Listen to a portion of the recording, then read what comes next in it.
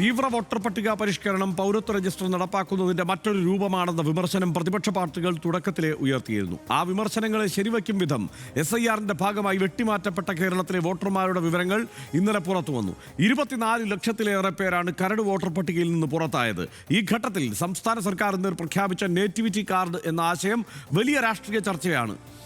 ആദ്യമായാണ് ഒരു സംസ്ഥാനം ഇவ்விധമൊരു ഇടപെടൽ നടത്തുന്നത് എന്നതും ശ്രദ്ധേയമാണ്. SIRന് മറുപടിയല്ല ഇതെന്നും SIR നടക്കുന്ന പശ്ചാത്തലത്തിലല്ല തീരുമാനമെന്നും സംസ്ഥാന സർക്കാർ വിശദമാക്കുന്നുണ്ടെങ്കിലും പുതിയതായി വരുന്ന നേറ്റിവിറ്റി കാർഡ് പൗരത്വ രജിസ്റ്ററിനുള്ള നേർക്കുനേർ മറുപടി തന്നെയാണ്. പ്രയോഗപരവും പ്രത്യയശാസ്ത്രപരവുമായ വിയോജിപ്പുകളിൽ കേന്ദ്രവുമായി നേർക്കുനേർ പോരിന് തന്നെ ഒരുങ്ങുകയാണോ സംസ്ഥാനം? പൗരന്മാർക്ക് ഫോട്ടോ പതിച്ച നേറ്റിവിറ്റി കാർഡ് നൽകും എന്ന മുഖ്യമന്ത്രിയുടെ സുപ്രധാന പ്രഖ്യാപനം തന്നെ ആദ്യം നമുക്ക് കേൾക്കാം. ഇപ്പോൾ സംസ്ഥാനത്ത് നേറ്റിവിറ്റി സർട്ടിഫിക്കറ്റ് ആവശ്യപ്പെട്ടാൽ നൽകി വരുന്നുണ്ട്.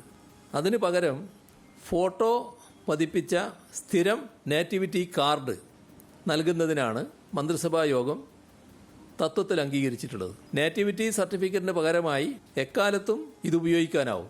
അതോടൊപ്പം തന്നെ സംസ്ഥാന സർക്കാരുമായി ബന്ധപ്പെട്ട സേവനങ്ങൾക്കും മറ്റ് സാമൂഹ്യ ആവശ്യങ്ങൾക്കും ഉപയോഗപ്പെടുത്തക്ക വിധമുള്ള നിയമ പിൻബലത്തോടു കൂടിയ ആധികാരിക രേഖയായി ഈ കാർഡ് നൽകാനാണ് ഉദ്ദേശിക്കുന്നത്. തദ്ദേശ തെരഞ്ഞെടുപ്പിൽ ശബരിമല സ്വർണ്ണക്കൊള്ള തിരിച്ചടിയായില്ല എന്നും മുഖ്യമന്ത്രി ഇന്നത്തെ വാർത്താ സമ്മേളനത്തിൽ പറഞ്ഞു. ശബരിമല വിഷയം സ്വാഭാവികമായും പ്രതിഫലിക്കേണ്ട പന്തളം നഗരസഭ BJPയിൽ നിന്ന് ഇടതുപക്ഷം പിടിച്ചെടുത്തത് ഉദാഹരണമാണ് എന്നാണ് മുഖ്യമന്ത്രി പറഞ്ഞത്. വെള്ളാപ്പള്ളിയെ കാറിൽ കയറ്റിയത് മഹാപരാധമല്ലെന്നും പിണറായി വിജയൻ പറഞ്ഞു. ആ വാക്കുകളിലേക്ക്. BJPയുടെ കയ്യിലുണ്ടായിരുന്ന തദ്ദേശ സ്ഥാപനങ്ങൾ ഇപ്പോൾ LDF ആണ് അവിടെ ഭരിക്കുന്നത്. നല്ല രീതിയിൽ BJPയെ സംസ്ഥാനത്താകെ അവർ കൈവശം വെച്ചിരുന്ന തദ്ദേശ ഭരണ സ്ഥാപനങ്ങളിൽ പരാജയപ്പെടുത്താൻ LDFന് കഴിഞ്ഞിരിക്കുന്നു. അത് വെച്ച് നമുക്ക് ഏതെങ്കിലും തരത്തിൽ ഒരു പ്രത്യേക നിഗമനത്തിലെത്താൻ കഴിയില്ല. ഇത് ശബരിമലയുടെ പ്രതികരണത്തിൻ്റെ ഭാഗമായിട്ടാണ് ഇങ്ങനെയെല്ലാം സംഭവിച്ചത് എന്ന നില കാണാൻ കഴിയില്ല. വ്യത്യസ്ത കാരണങ്ങളുണ്ടാവും. അതും ചിലപ്പോൾ ഒരു കാരണമായിട്ട് കാണാൻ സാധിച്ചേക്കും ചിലയിടങ്ങളിൽ. വെള്ളാപ്പള്ളി കാറിൽ കയറി എന്ന് പറയുന്നത് എന്തോ ഒരു മഹാ അപരാധം നടന്നൊരു മട്ടിൽ ചിലർ ചിത്രീകരിക്കാൻ വേണ്ടി ശ്രമിച്ചിട്ടുണ്ട്. ഒരു തരത്തിലും തൊട്ടുകൂടാൻ പറ്റാത്ത ഒരാളാണ് വെള്ളാപ്പള്ളിയെ പോലെ ഒരാൾ എന്ന് പറയാൻ പറ്റും. അത് ഏതൊരാളായാലും നമ്മൾ ചെയ്യുന്ന കാര്യമല്ലേ.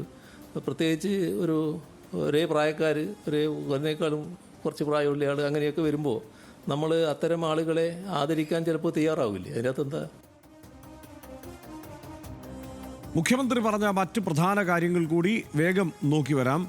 ക്രിസ്മസ് ആഘോഷങ്ങളെ പോലും സംഘപരിവാർ രാജ്യമെങ്ങും കടന്നാക്രമിക്കുന്നു. UP സർക്കാർ ക്രിസ്മസ് അവധി റദ്ദാക്കി. അന്നേ ദിവസം ഹാജർ നിർബന്ധമാക്കി.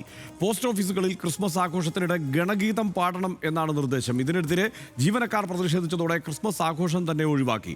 സംഘപരിവാർ ഭീഷണി കാരണം ചില സ്കൂളുകൾ ക്രിസ്മസ് ആഘോഷം ഒഴിവാക്കി. പാലക്കാട് പുതുശ്ശേരിയിൽ കുട്ടികൾ അടങ്ങുന്ന കരോൾ സംഘത്തെ RSS ആക്രമിച്ചു. ഈ സംഭവങ്ങളെല്ലാം ഇന്ന് മുഖ്യമന്ത്രി എടുത്തു പറഞ്ഞു. കഴിഞ്ഞ വർഷം കേക്ക് നൽകാൻ പോയവരാണ് ഇത്തവണ ആക്രമണത്തിന് ഇറങ്ങിയത്.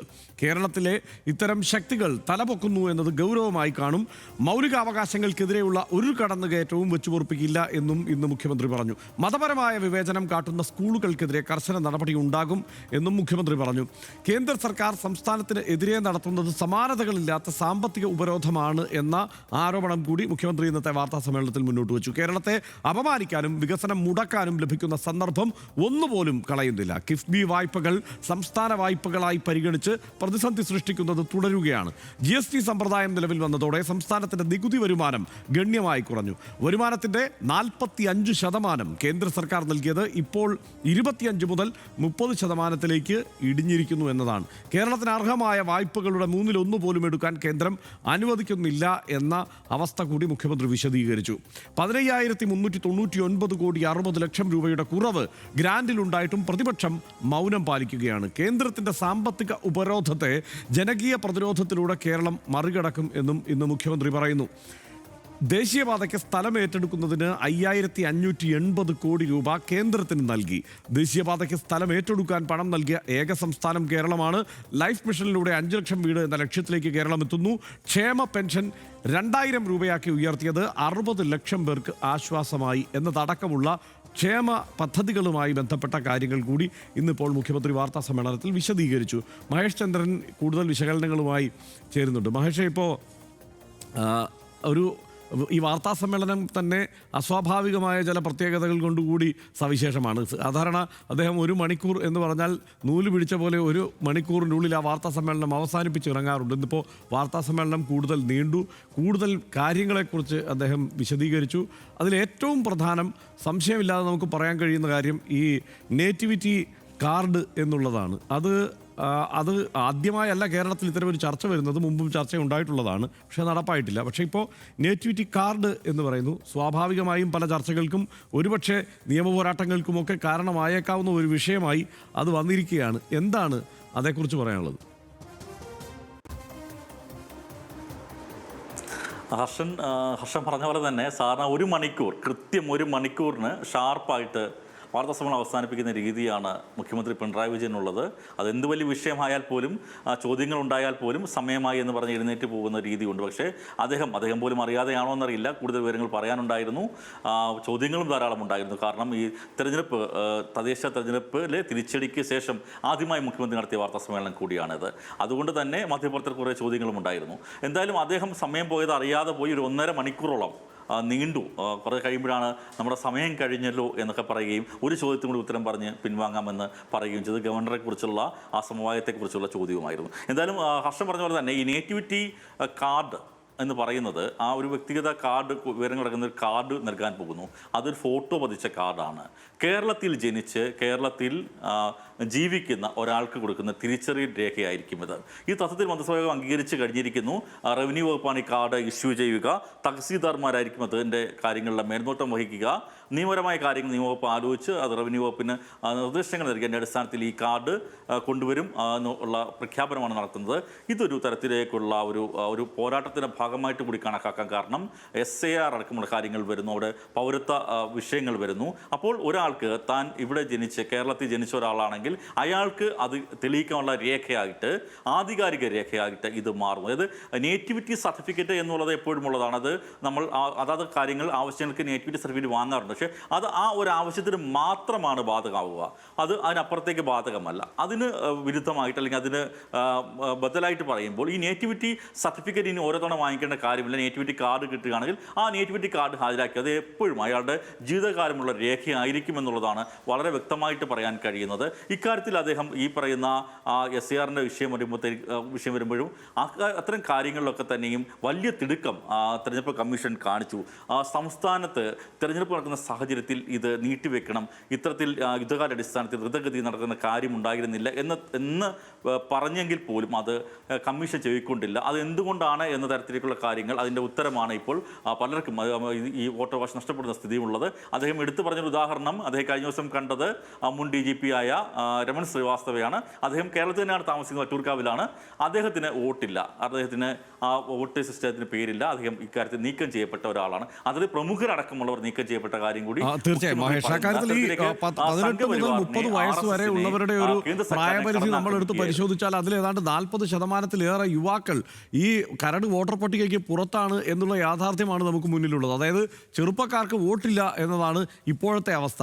അത് പരിഹരിക്കാൻ വേണ്ട അടിയന്തര ഇടപെടൽ ഉണ്ടാകുമെന്ന് ചീഫ് ഇലക്ടറൽ ഓഫീസർ തന്നെ പറഞ്ഞിട്ടുണ്ട്. പക്ഷേ ഇപ്പോൾ സംസ്ഥാന സർക്കാർ തന്നെ അതിന് ആ വോട്ടർമാരെ കണ്ടെത്തി ആ വോട്ടർമാരെ കൂടി ഉൾപ്പെടുത്തുന്നതിന് വേണ്ട തീവ്ര യത്നത്തിലേക്ക് ഏർപ്പെടാൻ പോകുന്നു എന്നുകൂടി മുഖ്യമന്ത്രി പറഞ്ഞു വെച്ചല്ലോ ഇതിനൊപ്പം. അതെ, അത് ഒരു പ്രധാനപ്പെട്ട ഒരു കാര്യമുണ്ട്. ഹെൽപ്പ് ഡെസ്ക് ആരംഭിക്കാൻ പോകുന്നു. ഹെൽപ്പ് ഡെസ്ക് എന്ന് പറഞ്ഞാൽ അത് എല്ലാ വില്ലേജ് ഓഫീസുകളിലായിരിക്കും ഉണ്ടാവുക. അതിൽ താൽക്കാലികമായി ആളുകളെ നിയമിച്ച് അവരുടെ കൂടി സേവനം പ്രയോജനപ്പെടുത്തും. അവർ ഇത്തരത്തിൽ ഈ അർഹത ഉണ്ടായിട്ട് പോലും ഇത്തരത്തിൽ ഒഴിവായിപ്പോയ വോട്ടർ പട്ടികയിൽ നിന്ന് ഒഴിവായിപ്പോയ ആളുകളുടെ വോട്ടവകാശം ഉറപ്പുവരുത്താനുള്ള നടപടിക്രമങ്ങളിൽ അവരുടെ സഹായം ഉണ്ടാവും. അങ്ങനെ ഹെൽപ്പ് ഡെസ്ക് രൂപീകരിക്കുക എന്നുള്ള കാര്യം പറഞ്ഞിരിക്കുന്നു. അതുപോലെ തന്നെ അംഗൻവാടി വർക്കർമാർ, കുടുംബശ്രീ പ്രവർത്തകർ, ഇവരുടെയൊക്കെ സേവനം അതിനകത്ത് ഉപയോഗപ്പെടുത്തും. ഇതിൽ വിവിധ സ്ഥാപനങ്ങളിൽ പഠിക്കുന്ന, അതായത് കോളേജുകളിലും മറ്റും പഠിക്കുന്ന 18 വയസ്സ് കഴിഞ്ഞവരുടെ അവർക്കെല്ലാം വോട്ടവകാശമുണ്ടെന്ന് ഉറപ്പുവരുത്താനുള്ള ഒരു പദ്ധതി കൂടി ഇതിൻ്റെ ഭാഗമായിട്ട് ഉണ്ട്.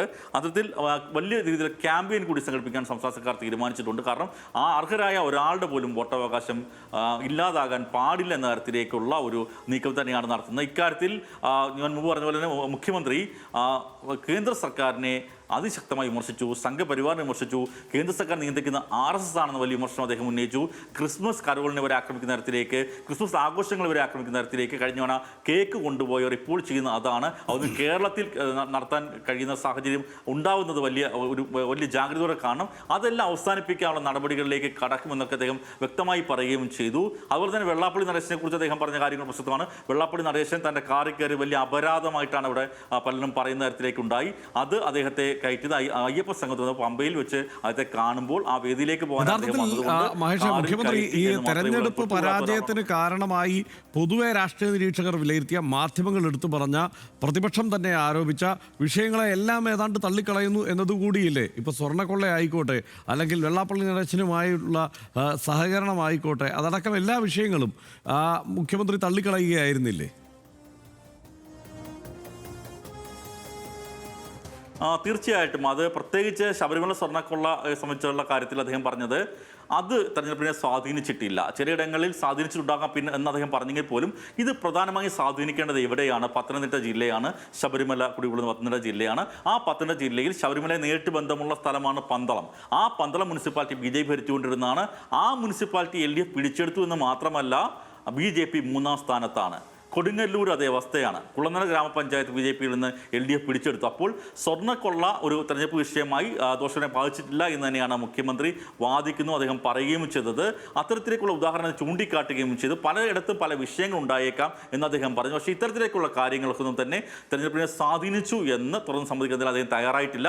ഇന്ന് വളരെ രസകരമായ ഒരു മെസ്സേജ് ഈ വാർത്താസമ്മേളനം നടക്കുമ്പോഴേക്ക് കിട്ടിയത് കൂടി പറഞ്ഞു വെക്കാം. കാരണം ആ മെസ്സേജിൽ ഉണ്ടായിരുന്നത്, തെരഞ്ഞെടുപ്പിന് മുമ്പ് ഇങ്ങനൊരു വാർത്താ സമ്മേളനം മുഖ്യമന്ത്രി നടത്തിയിരുന്നെങ്കിൽ ഇത്രയും തിരിച്ചടി ഉണ്ടാകുമായിരുന്നില്ല എന്നായിരുന്നു ആ മെസ്സേജ്. അതുപോലെ ചേർത്ത് വായിക്കാൻ ഒരു വാർത്താ സമ്മേളനമാണ് നമ്മൾ സാക്ഷ്യം വഹിച്ചത്. തീർച്ചയായും ആ കാര്യത്തിൽ സംശയമില്ല. കാരണം ഇത്രയും വിശദീകരിച്ചുകൊണ്ട് ഈ കാര്യങ്ങൾ ആളുകൾക്ക് മനസ്സിലാക്കുന്ന തരത്തിൽ അദ്ദേഹം ഇതിനു മുമ്പ് തന്നെ വിശദീകരിക്കേണ്ടതായിരുന്നു എന്ന കാര്യത്തിൽ തർക്കമൊന്നുമില്ല. ഒരൊറ്റ കാര്യം കൂടിയാണ് ആ വാർത്താ സമ്മേളനത്തിൽ ഏറ്റവും സുപ്രധാനമായി എടുത്തു പറയേണ്ടത്. കാരണം ക്രൈസ്തവർക്കെതിരെ നടക്കുന്ന ഓരോ അതിക്രമവും മുഖ്യമന്ത്രി എടുത്തു പറഞ്ഞു. മാത്രമല്ല, ഈ ആൾക്കൂട്ട കൊലപാതകം അടക്കമുള്ള വിഷയങ്ങളിൽ അതിൻ്റെ ആശയ അടിത്തറയായി പ്രവർത്തിക്കുന്നത് എന്താണ് എന്നും, അത് ഈ കേരളത്തിലേക്ക് ഈ അതല്ലെങ്കിൽ നോർത്ത് ഇന്ത്യയിലൊക്കെ നടക്കുന്ന തരത്തിലുള്ള ആൾക്കൂട്ട കൊലപാതക മനഃശാസ്ത്രം കേരളത്തിലേക്ക് പറിച്ചു നടുന്നതിന് വേണ്ടിയുള്ള ശ്രമത്തെ തടയും എന്നുമൊക്കെ അദ്ദേഹം വിശദീകരിച്ചു. ഈ തെരഞ്ഞെടുപ്പാനന്തര സാഹചര്യത്തിൽ BJPയുടെ ഇപ്പോഴത്തെ ഒരു സാഹചര്യവും എല്ലാം വിലയിരുത്തി തന്നെയാണ് അദ്ദേഹം അവർ സ്വീകരിച്ചിരിക്കുന്ന നിലപാട്. ഒപ്പം ക്രൈസ്തവ സമൂഹം BJPക്ക് അനുകൂലമായി കഴിഞ്ഞ പാർലമെൻറ്റ് തെരഞ്ഞെടുപ്പിലെടുത്ത നിലപാട് എല്ലാം മനസ്സിൽ വെച്ച് തന്നെയാണ് അദ്ദേഹം ആ കാര്യങ്ങൾ കൂടി വിശദീകരിച്ചതെന്ന് തോന്നുന്നല്ലേ? തീർച്ചയായിട്ടും ഹർഷൻ, കൃത്യമായ കണക്കുകൂട്ടലുകളുടെയും വിശദമായ പരിശോധനയും അടിസ്ഥാനത്തിലാണ് വളരെയധികം കൃത്യമായി തയ്യാറാക്കിയ കാര്യം തന്നെയാണ് അദ്ദേഹം പറഞ്ഞത്. അക്കാര്യത്തിൽ ന്യൂനപക്ഷങ്ങൾക്കെതിരെ, പ്രത്യേകിച്ച് അതിൽ ക്രൈസ്തവർക്കെതിരെ നടക്കുന്ന ആക്രമണങ്ങൾ, കേക്കുമായി കഴിഞ്ഞവണ്ണം വന്നവർ തന്നെയാണ് ഈ ആക്രമണം ചുക്കാൻ പിടിക്കുന്നത്. കരോളിനെ ആക്രമിക്കുന്നു, കരോളിൽ പോകുന്നവർ മദ്യപിക്കുന്ന നേരത്തിൽ പ്രചരണം നടത്തുന്നു. അത്തരത്തിലേക്ക് ഉണ്ടായ ഓരോ ചെറിയ സംഭവങ്ങൾ പോലും അദ്ദേഹം എടുത്തു പറഞ്ഞിട്ടുണ്ട്. അതുപോലെ തന്നെ വാളയാറിൽ നടന്ന ആൾക്കൂട്ട കൊലപാതകം, അത് ചെയ്തതിന് പിന്നിൽ ഈ RSS സംഘപരിവാർ ശക്തികളാണ്. അവരാണ് ഇത്തരത്തിലേക്കുള്ള സംഭവങ്ങൾ നടത്തിയത്, നിഷ്ഠൂരമായ ആക്രമണം നടത്തി. അത്തരം കാര്യങ്ങൾ കേരളത്തിൽ ഉണ്ടാവുന്നൊരു സാഹചര്യം അത് വലിയൊരു മുന്നറിയിപ്പായിട്ട് തന്നെ കാണണം. അത് അനുവദിക്കാൻ പാടില്ല. കേരളത്തിൻ്റെ മതേതര മനസ്സ്, ആ മതേതര മനസ്സ് തകർക്കാൻ വേണ്ടി RSS വലിയ ശ്രമം നടത്തുന്നു എന്ന് അദ്ദേഹം പറയുമ്പോൾ അദ്ദേഹം കൃത്യമായിട്ട് ആ സംഘപരിവാർ രാഷ്ട്രീയത്തിനെതിരെ, RSSനെതിരെ, BJPക്കെതിരെ ബദൽ കോൺഗ്രസ് അല്ല, അത് LDF ആണെന്ന് പറഞ്ഞു വെക്കുകയും ചെയ്യുന്നു. അതിനോട് ചേർത്ത് പറഞ്ഞൊരു കാര്യമാണ്, തിരുവനന്തപുരം കോർപ്പറേഷനിൽ കോൺഗ്രസ് ഒരു പരസ്പര സഹകരണ മുന്നണിയായിട്ട് BJPയെ സഹായിച്ചു. അതിൻ്റെ ഫലമായി കൂടിയാണ് BJP അധികാരത്തിലെത്തിയത് എന്ന കാര്യം കൂടി അദ്ദേഹം പറഞ്ഞു വെക്കുകയും ചെയ്തു. അതായത് ഈ ഇത്തരത്തിലേക്കുള്ള വർഗീയ രാഷ്ട്രീയത്തിനെതിരായ ബദൽ അത് LDF ആണ്, അതൊരിക്കലും UDF അല്ല. അത്തരത്തിലെ പ്രചരണത്തിലേക്ക് LDF പോകാൻ പോകുന്ന സൂചന നൽകുന്ന ഒരു വാർത്താ സമ്മേളനം തന്നെയായിരുന്നു മുഖ്യമന്ത്രിയുടേത്. ഹർഷൻ, റൈറ്റ്, അത് തന്നെയാണ് മഹേഷ് അവസാനം പറഞ്ഞത് തന്നെയാണ് അതിൻ്റെ സാഹചര്യം. അതായത് ഇനി അങ്ങോട്ട് എന്താണ് CPIM അല്ലെങ്കിൽ സർക്കാർ മുന്നോട്ട് വയ്ക്കുന്ന വിഷയങ്ങൾ എന്നും എങ്ങനെയാണ് ആ കാര്യങ്ങളെ വിശദീകരിക്കാൻ തീരുമാനിച്ചിരിക്കുന്നതെന്നും വ്യക്തമാക്കുന്നതായിരുന്നു അദ്ദേഹത്തിൻ്റെ വാക്കുകൾ. പ്രധാനമായും ഇപ്പോൾ ശബരിമല സ്വർണ്ണക്കൊള്ളയുമായി ബന്ധപ്പെട്ടുള്ള ചില നിലപാടുകളിലേക്ക് അദ്ദേഹം പോയിട്ടുണ്ട്. അത് തുടർന്നുള്ള ചർച്ചയിൽ നമ്മളത് വിശദമായി പരിശോധിക്കുന്നുമുണ്ട്. അതുകൊണ്ടാണ് ആ വിഷയത്തിലേക്ക് മാത്രം നമ്മൾ വരാതിരുന്നത്. ഏറ്റവും സുപ്രധാനമായ വിഷയം ഇന്നിപ്പോൾ മുഖ്യമന്ത്രി പറഞ്ഞത് സംശയമില്ലാതെ പറയാം നമുക്ക്, ഒരു നേറ്റിവിറ്റി കാർഡ് അത് കേരളത്തിൽ എല്ലാ മലയാളിക്കും ഉണ്ടാകും എന്ന അദ്ദേഹത്തിൻ്റെ പ്രഖ്യാപനമാണ്, അതല്ലെങ്കിൽ എല്ലാ കേരളീയനും ഉണ്ടാകുമെന്നുള്ള പ്രഖ്യാപനമാണ്. മുമ്പും ഇത് സംബന്ധിച്ചുള്ള ഇത്തരത്തിലുള്ള ആലോചനകളൊക്കെ വന്നിട്ടുണ്ട്. പഴയ LDF സർക്കാരിൻ്റെ കാലത്ത് തന്നെ അത്തരത്തിലുള്ള ആലോചനകൾ വന്നിട്ടുണ്ട്. പക്ഷേ അതൊന്നും പൂർണ്ണതയിലേക്ക് പോയിട്ടില്ല. പക്ഷേ ഇപ്പോൾ അത് പൂർണ്ണതയിലേക്ക് പോകേണ്ട ഒരു സാഹചര്യമാണ് എന്നുള്ള ഒരു തിരിച്ചറിവിലേക്ക് സംസ്ഥാന സർക്കാരും എത്തിയിട്ടുണ്ട് എന്ന് വേണം കരുതാൻ.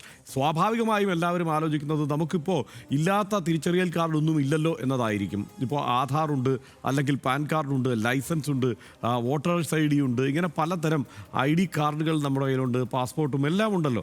അപ്പോൾ അതിനപ്പുറത്ത് മറ്റൊരു ID കാർഡ് കൂടിയാണോ ഇത് എന്ന ചോദ്യത്തിന് എനിക്ക് തോന്നുന്നത് ഇത് നേറ്റിവിറ്റി സർട്ടിഫിക്കറ്റ് എന്നതിൻ്റെ ഒരു സ്ഥിര രൂപമായിരിക്കാനാണ് സാധ്യത എന്ന് തന്നെയാണ്. ഇപ്പോൾ രാജസ്ഥാനിലും മഹാരാഷ്ട്രയിലുമൊക്കെ ആ നിലയ്ക്ക് നോക്കിക്കഴിഞ്ഞാൽ ഒരു റെസിഡൻസ് സർട്ടിഫിക്കറ്റ്, ആ നിലയ്ക്ക് ഒരു സർട്ടിഫിക്കറ്റ് ഉണ്ട്. അതിനപ്പുറത്ത് ഇതൊരു ഫോട്ടോ പതിച്ച ID കാർഡായി, പോർട്ടബിളായ ഒരു കാർഡായി, ആ കാർഡ് സംവരണവും അടക്കമുള്ള, വിദ്യാഭ്യാസം അടക്കമുള്ള, മറ്റ് പൗരത്വ വിഷയങ്ങൾ അടക്കമുള്ള സാഹചര്യത്തിൽ ഒരൊറ്റ രേഖയായി ഉപയോഗിക്കാൻ തക്കവണ്ണം ഇത് നടപ്പാക്കിയേക്കാം എന്നുള്ള തീരുമാനം ഒരുപക്ഷെ പൗരത്വ രേഖ എന്നതിലേക്ക് കൂടുതൽ കടുപ്പിച്ച് കേന്ദ്ര സർക്കാർ അടക്കം നീങ്ങുന്ന സാഹചര്യം ഉണ്ടായാൽ ഒരു മലയാളിയെ സംബന്ധിച്ചിടത്തോളം, ഒരു കേരളീയനെ സംബന്ധിച്ചിടത്തോളം ആ സാഹചര്യത്തെ അതിജീവിക്കാൻ ഈ ഒരൊറ്റ രേഖ കൊണ്ട് കഴിയണം എന്നുള്ള തീരുമാനത്തോടെ ആയിരിക്കാം അങ്ങനെ ഒരു പ്രഖ്യാപനം ഉണ്ടായിരിക്കുന്നത്. നമുക്കറിയാം SIR നടപ്പാക്കുമ്പോൾ ഏറ്റവും പുതിയ വോട്ടർമാർക്ക് ഇപ്പോൾ ഏറ്റവും പുതിയ സാഹചര്യം കഴിഞ്ഞ തെരഞ്ഞെടുപ്പിൽ വോട്ട് ചെയ്തവർക്ക് ഇപ്പോൾ വോട്ടില്ല എന്നുള്ളതാണ്. അതായത് 40%, 18 വയസ്സിനും 30 വയസ്സിനും ഇടയിലുള്ള 40% വോട്ടർമാർക്ക് വോട്ടില്ല എന്നതാണ് SIRൻ്റെ കരട് പട്ടിക ഇപ്പോൾ പ്രസിദ്ധീകരിക്കുമ്പോൾ നമ്മൾ മനസ്സിലാക്കുന്നത്. ആ സാഹചര്യം അതിജീവിക്കാൻ വേണ്ട ശ്രമം കൂടിയാണ് ഇപ്പോൾ സർക്കാർ കൂടി ചേർന്നുകൊണ്ട് നടത്തുന്നത് എന്ന് മുഖ്യമന്ത്രി പ്രഖ്യാപിക്കുന്നു. അതിനുവേണ്ടി ഒരു ഡ്രൈവ് നടത്തും എന്നും മുഖ്യമന്ത്രി പറയുന്നു. സ്വന്തം അസ്തിത്വം തെളിയിക്കാൻ ജനങ്ങൾ പ്രയാസം അനുഭവിക്കേണ്ടി വരുന്ന ദുരവസ്ഥ എന്തായാലും ആശങ്കാജനകമാണ്. ഒരാൾ താൻ ഈ നാട്ടിൽ ജനിച്ച് ജീവിക്കുന്ന ആളാണെന്നോ സ്ഥിരതാമസക്കാരനാണെന്നോ ആരുടെ മുന്നിലും അനായാസം തെളിയിക്കാൻ പ്രാപ്തനാകണം. ഒരാളും പുറന്തള്ളപ്പെടുന്ന അവസ്ഥ വരരുത്. അതിനായി ആധികാരികവും നിയമപിൻബലമുള്ളതുമായ രേഖ ആ വ്യക്തിയുടെ കൈവശം ഉണ്ടാകണം. അത്തരമൊരു രേഖ കേരളത്തിൽ ആവിഷ്കരിക്കാൻ സർക്കാർ ഉദ്ദേശിക്കുന്നു. കേരളത്തിൻ്റെ സ്വന്തം തിരിച്ചറിയൽ രേഖ പ്രഖ്യാപിക്കുന്നതിന് ആമുഖമായി മുഖ്യമന്ത്രി പറഞ്ഞ വാക്കുകളാണിത്. സാങ്കേതികത്വത്തിൻ്റെ പേര് പറഞ്ഞ് സ്വന്തം അസ്തിത്വവും നിലനിൽപ്പും ഇല്ലാതാക്കാനിടയുള്ള മനുഷ്യരെ ഫെഡറൽ സംവിധാനത്തിൽ ലഭ്യമായ അധികാരങ്ങൾക്കകത്ത് നിന്ന് പൊതിഞ്ഞു പിടിക്കുമെന്ന് മുഖ്യമന്ത്രി പ്രഖ്യാപിച്ചിരിക്കുന്നു എന്ന് തന്നെ വേണം അതിനെ മനസ്സിലാക്കാൻ. തീർച്ചയായും ഈ വാർത്തയ്ക്ക് ദേശവ്യാപക പ്രതികരണങ്ങളും തുടർചലനങ്ങളും ഉണ്ടാകുമെന്നുള്ള കാര്യത്തിൽ സംശയമില്ല. ഒപ്പം ക്രിസ്മസ് ആഘോഷത്തെ കേരളത്തിലും ആക്രമിക്കുന്ന RSSനെതിരെ അതിശക്തമായ വാക്കുകളുമാണ് ഇന്നിപ്പോൾ മുഖ്യമന്ത്രി ഉപയോഗിച്ചത് എന്നതും ശ്രദ്ധേയമാണ്. സംഘപരിവാറിനും യൂണിയൻ സർക്കാരിനും എതിരെ നേർക്കുനേർ പോർമുഖം തുറക്കുകയാണോ സർക്കാരും അതിനെ നയിക്കുന്ന പാർട്ടിയുമെന്ന് വരും ദിവസങ്ങളിൽ കൂടുതൽ വ്യക്തമാകും.